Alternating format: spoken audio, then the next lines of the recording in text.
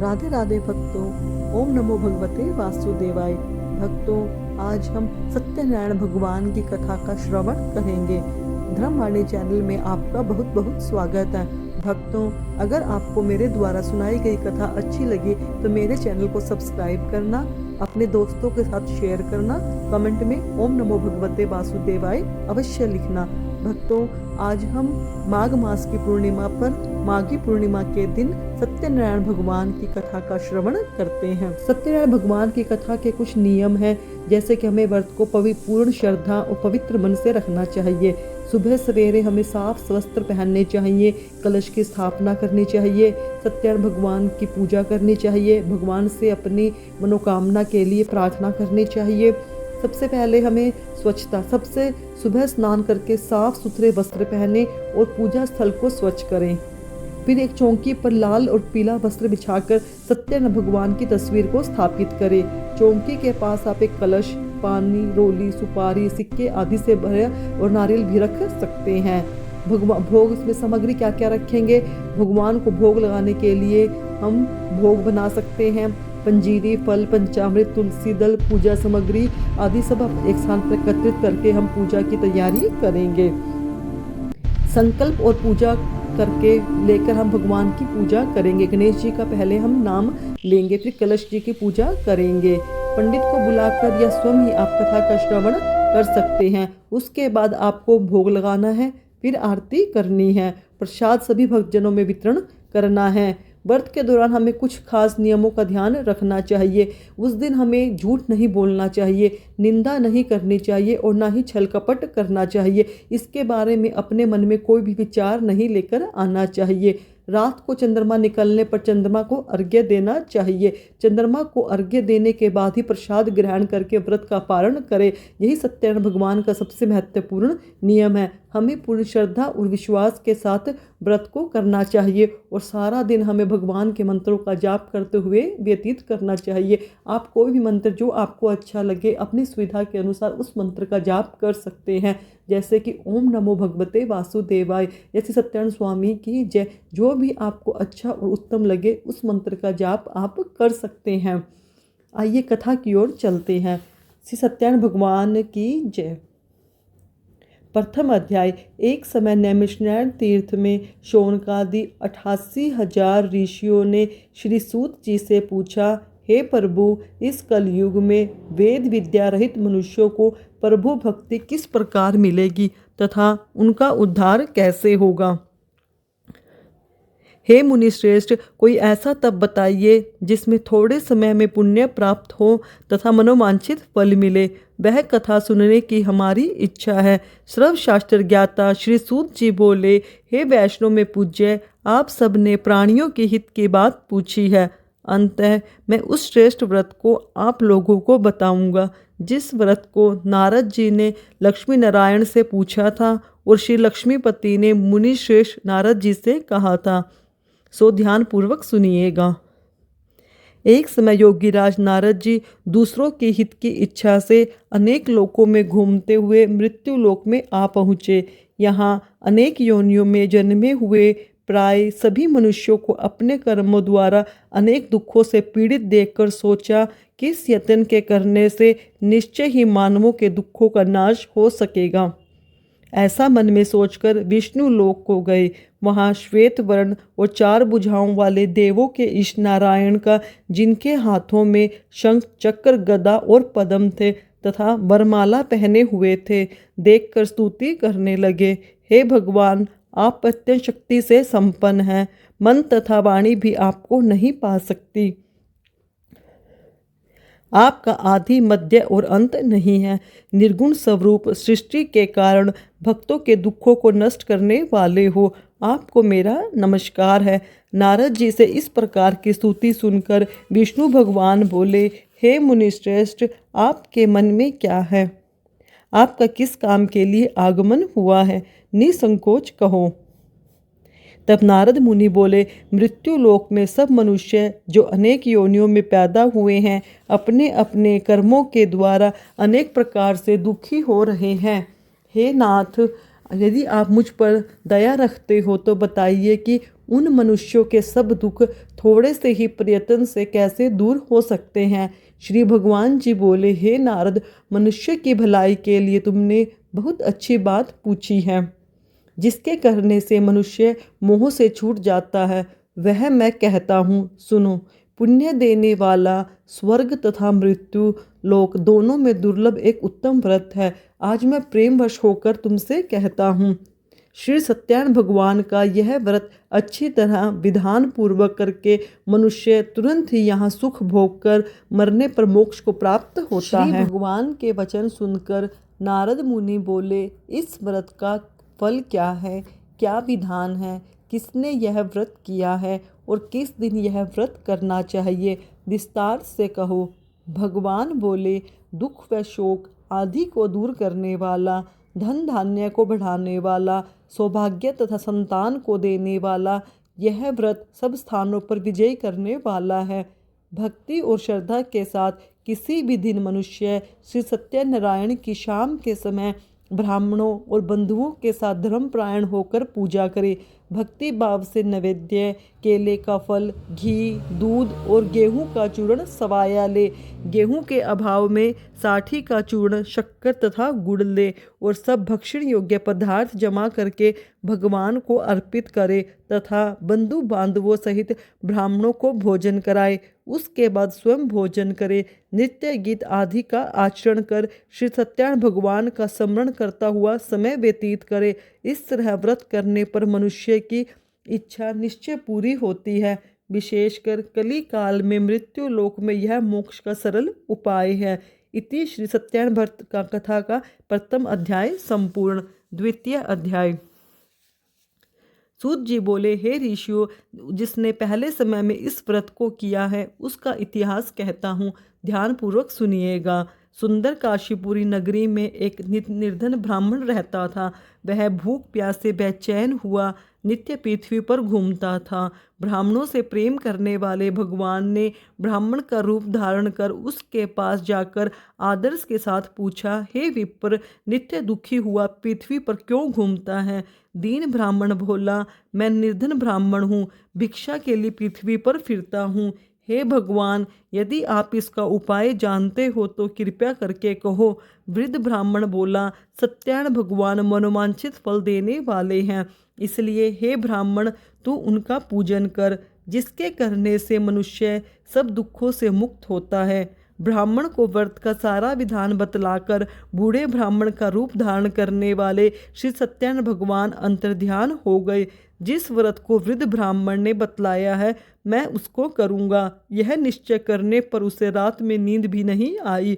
वह सवेरे उठ सत्यानंद भगवान के व्रत का निश्चय कर भिक्षा के लिए चला। उस दिन उसको भिक्षा में बहुत सा धन मिला, जिससे बंधु बांधुओं के साथ उसने श्री सत्यानंद भगवान का व्रत किया। इसके करने से वह विप्र सब दुखों से छूटकर अनेक प्रकार की संपत्तियों से युक्त हुआ। उस समय वह विप्र हर मास वह व्रत करने लगा। इस तरह सत्यानंद भगवान के व्रत को जो करेगा वह सब पापों से छूटकर मोक्ष को प्राप्त होगा। आगे जो पृथ्वी पर श्री सत्यानंद भगवान का व्रत करेगा वह मनुष्य सब दुखों से छूट जाएगा। इस तरह नारद जी से नारायण जी का कहा हुआ यह व्रत मैंने तुमसे कहा है।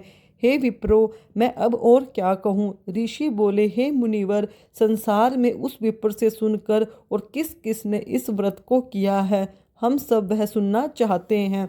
इसके लिए हमारे मन में श्रद्धा है। सूत जी बोले, हे मुनियों, जिस जिसने इस व्रत को किया है वह सब सुनो। एक समय वह विप्र धन और ऐश्वर्य के अनुसार बंधु बांधवों के साथ व्रत करने को तैयार हुआ। उसी समय एक लकड़ी बेचने वाला बूढ़ा आदमी आया और बाहर लकड़ियों को रखकर विप्र के मकान में गया। प्यास से दुखी लकड़हारा उनको देखकर विप्र को नमस्कार कर कहने लगा, आप यह क्या कर रहे हो? इसके करने से क्या फल मिलता है? कृपया मुझे भी बताओ। ब्राह्मण ने कहा, सब मनोकामनाओं को पूर्ण करने वाला यह श्री सत्यानंद भगवान का व्रत है। इसकी ही कृपा से मेरे यहाँ धन धान्य आदि की वृद्धि हुई है। विप्र से इस व्रत के बारे में जानकर लकड़हारा बहुत प्रसन्न हुआ। चरणामृत ले प्रसाद खाने के बाद अपने घर को गया। लकड़हारे ने अपने मन में इस प्रकार का संकल्प किया कि आज गांव में लकड़ी बेचने से जो धन मिलेगा उसी से श्री सत्यनारायण भगवान का उत्तम व्रत करूंगा। यह मन में विचार कर वह बूढ़ा आदमी लकड़ियां अपने सिर पर रखकर जिस नगर में धनवान लोग रहते थे ऐसे सुंदर नगर में गया। उस रोज वहां उसे उन लकड़ियों के पहले से भी ज्यादा दाम मिले। वह बूढ़ा लकड़हारा दाम ले अति प्रसन्न होकर पक्के केले की फली, शक्कर, घी, दूध, दही और गेहूं का चूर्ण इत्यादि श्री सत्यनारायण भगवान के व्रत की कुल सामग्रियों को लेकर अपने घर गया। फिर उसने अपने बंधु बांधवों को बुलाकर विधि के साथ भगवान जी का पूजन और व्रत किया। उस व्रत के प्रभाव से वह बूढ़ा लकड़हारा धन पुत्र आदि से युक्त हुआ और संसार के समस्त सुख भोग कर बैकुंठ को चला गया। इति श्री सत्यनारायण भगवान व्रत का द्वितीय अध्याय संपूर्ण। तृतीय अध्याय। सूत जी बोले, हे ऋषिश्रेष्ठ मुनियों, अब आगे की कथा कहता हूँ। पहले समय में उल्कामुख नाम का एक बुद्धिमान राजा था। वह सत्यवक्ता और जितेंद्रिय था। प्रतिदिन देवस्थानों पर जाता तथा गरीबों को धन देकर उनके कष्ट दूर करता था।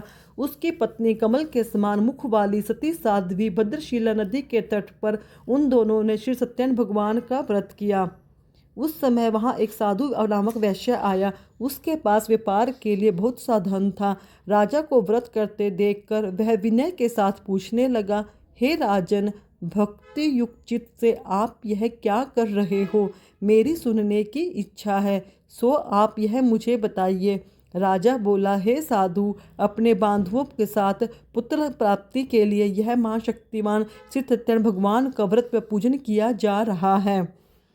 राजा के वचन सुनकर साधु आदर से बोला, हे राजन, मुझसे इसका सब विधान कहो। मैं भी आपके कथा अनुसार इस व्रत को करूँगा। मेरे भी कोई संतान नहीं है और मुझसे निश्चय ही होगी। राजा से सब विधान सुन व्यापार से निर्वित हो वह आनंद के साथ घर गया। साधु ने अपनी पत्नी से संतान देने वाले उस व्रत का वर्णन सुनाया और कहा, जब मेरे संतान होगी तब मैं इस व्रत को करूँगा। साधु ने ऐसा वचन अपनी पत्नी लीलावती से कहे। एक दिन उसकी पत्नी लीलावती पति के साथ आनंदित हो संसारिक धर्म में प्रवृत्त होकर श्री सत्यनारायण भगवान की कृपा से गर्भवती हो गई और 10वें महीने में उसके गर्भ से एक सुंदर कन्या का जन्म हुआ। दिनों दिन वह इस तरह बढ़ने लगी जैसे कि शुक्ल पक्ष का चंद्रमा बढ़ता है। कन्या का नाम कलावती रखा गया। तब लीलावती ने मीठे शब्दों में अपने पति से कहा कि अब आपने जो संकल्प किया था कि सत्यनारायण भगवान का व्रत करूंगा, अब आप उसे करिए। साधु बोला, प्रिय, इसके विवाह पर करूंगा। इस प्रकार वह अपनी पत्नी को आश्वासन देकर नगर को गया। कलावती पितृगृह में वृद्धि को प्राप्त हो गई। साधु ने जब नगर में सखियों के साथ अपनी पुत्री को देखा तो तुरंत ही दूत को बुलाकर कहा, पुत्री के लिए कोई सुयोग्य वर देख कर लाओ। साधु की आज्ञा पाकर दूत कंचन नगर पहुंचा और वहां पर देखभाल कर लड़के के लिए सुयोग्य वाणिक पुत्र को ले आया। उस सुयोग्य लड़के को देखकर साधु ने अपने बंधु बांधवों सहित प्रसन्नचित अपनी पुत्री का विवाह उसके साथ कर दिया।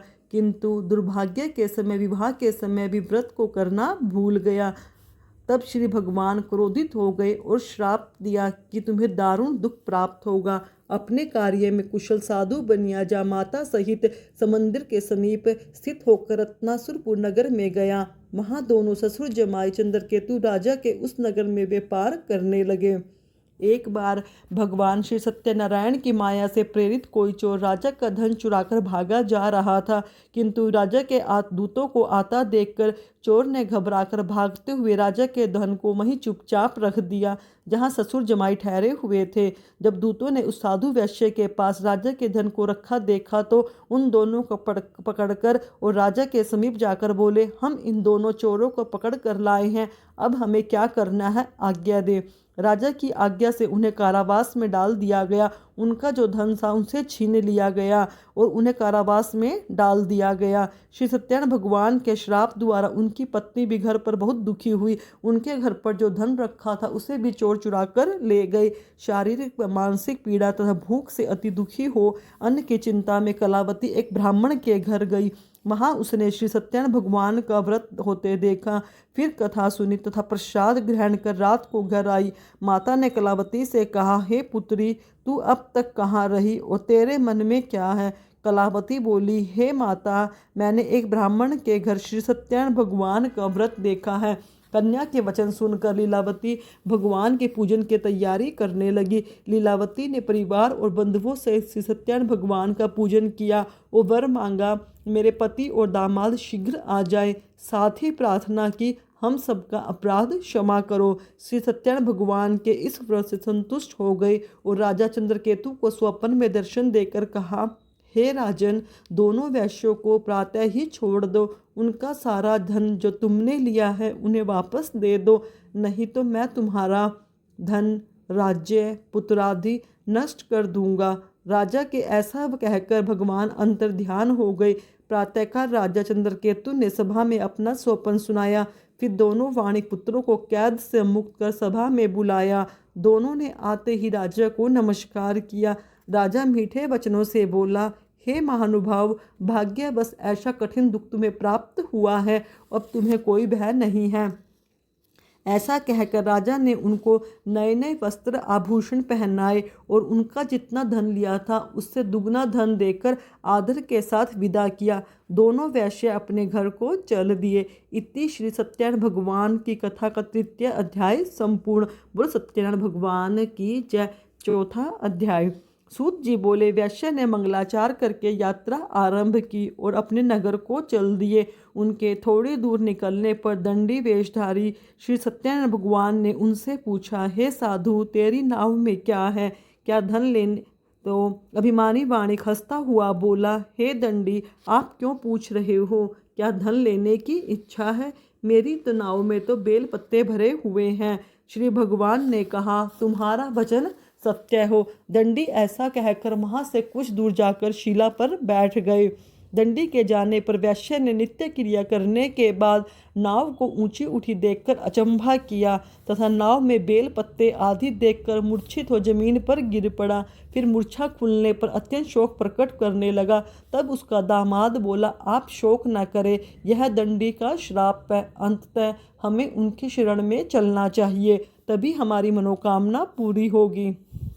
दामाद के वचन सुनकर वह दंडी के पास पहुंचा और अत्यंत भक्ति भाव से नमस्कार करके बोला, मैंने जो आपसे असत्य वचन कहे थे उनको क्षमा करो। ऐसा कहकर शोकातुर हो रोने लगा। तब दंडी भगवान बोले, हे वाणिक पुत्र, मेरी आज्ञा से बार बार तुम्हें दुख प्राप्त हुआ है, तू मेरी पूजा से विमुख हुआ है। साधु बोला, हे भगवान, आपकी माया से ब्रह्मा आदि देवता भी आपके रूप को नहीं जानते, तब मैं अज्ञानी कैसे जान सकता हूँ? आप प्रसन्न होइए, मैं सामर्थ्य के अनुसार आपकी पूजा करूँगा। मेरी रक्षा करो और पहले के समान नौका में धन भर दो। उसके भक्तियुक्त वचन सुनकर भगवान प्रसन्न हो उसकी इच्छा अनुसार वर देकर अंतर्ध्यान हो गए।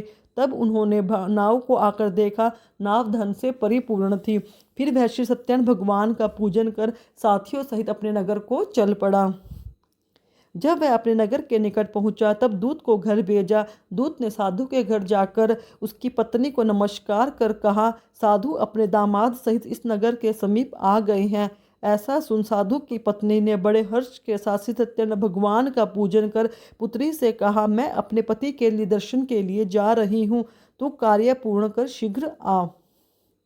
माता के ऐसे वचन सुनकर कलावती प्रसाद को छोड़कर जल्दी में पति के पास गई। प्रसाद की अवज्ञा के कारण श्री सत्यनारायण भगवान ने रुष्ट होकर उसके पति को नाव सहित पानी में डुबो दिया।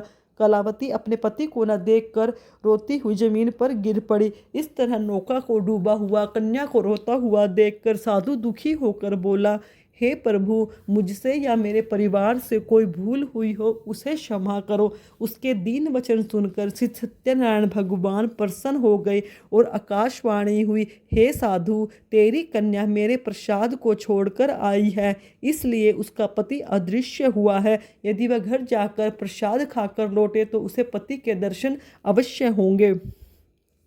आकाशवाणी सुनकर कलावती ने घर पहुंचकर प्रसाद खाया, फिर पति के दर्शन किए। तत्पश्चात साधु ने बंधु बांधवों सहित श्री सत्यनारायण भगवान का विधि पूर्वक पूजन किया। इस लोक का सुख भोगकर अंत में स्वर्ग लोक को गया। बोलो विष्णु भगवान की जय, सत्यनारायण भगवान की जय। इति श्री सत्यनारायण व्रत कथा का चतुर्थ अध्याय संपूर्ण। पंचम अध्याय। सूत जी बोले, हे ऋषियों, मैं और भी कथा कहता हूँ, ध्यान पूर्वक सुनिएगा। प्रजापालन में लीन तुंगध्वज नाम का एक राजा था। उसने भी भगवान का प्रसाद त्याग कर बहुत दुख पाया। एक समय वन में जाकर वन्य पशुओं को मारकर बड़ के पेड़ के नीचे आया। वहां उसने ग्वालों को भक्तिभाव से बांधवों सहित सत्यनारायण भगवान की पूजन करते देखा। राजा देखकर भी अभिमानवश वहां नहीं गया और न ही नमस्कार किया। जब ग्वालों ने श्री भगवान का प्रसाद उसके सामने रखा तो वह प्रसाद त्याग कर अपनी नगरी को चला गया। वहां पहुंचकर उसने अपना सब कुछ नष्ट पाया। तब वह जान गया कि यह सब भगवान ने किया है। तब वह विश्वास कर ग्वालों के पास गया और विधि पूर्वक पूजन कर प्रसाद खाया तो श्री सत्यनारायण भगवान की कृपा से सब कुछ पहले जैसा ही हो गया। फिर दीर्घ काल तक सुख भोग कर मृत्यु होने पर स्वर्गलोक को गया। जो मनुष्य इस परम दुर्लभ व्रत को करेगा, भगवान की कृपा से उसे धन धान्य की प्राप्ति होगी। निर्धन धनी और बंदी बंधन से मुक्त निर्भय हो जाता है। संतानहीनों को संतान प्राप्त होती है और सब मनोरथ पूर्ण होकर अंत में बैकुंठ धाम को जाता है। जिन्होंने पहले इस व्रत को किया है, अब उनके दूसरे जन्म की कथा कहता हूँ। वृद्ध शतानंद ब्राह्मण ने सुदामा का जन्म लेकर मोक्ष को पाया। लक्कड़हारे ने अगले जन्म में निषाद बनकर मोक्ष प्राप्त किया। उल्कामुख नाम का राजा दशरथ होकर बैकुंठ को प्राप्त हुआ। साधु नाम के वैश्य ने मोरध्वज बनकर अपने पुत्र को आरे से चीरकर मोक्ष को प्राप्त किया। महाराज तुंगध्वज ने स्वयंभू होकर भगवान में भक्ति युक्त हो कर्म कर मोक्ष को प्राप्त किया। इति श्री सत्यनारायण भगवान की कथा का पंचम अध्याय संपूर्ण। बोलो सत्यनारायण स्वामी की जय। भक्तों, यह थी मेरे द्वारा सुनाई गई सत्यनारायण भगवान की कथा। अगर आप व्रत ना भी करते हो तो पूर्णिमा के दिन कथा का श्रवण अवश्य करना चाहिए।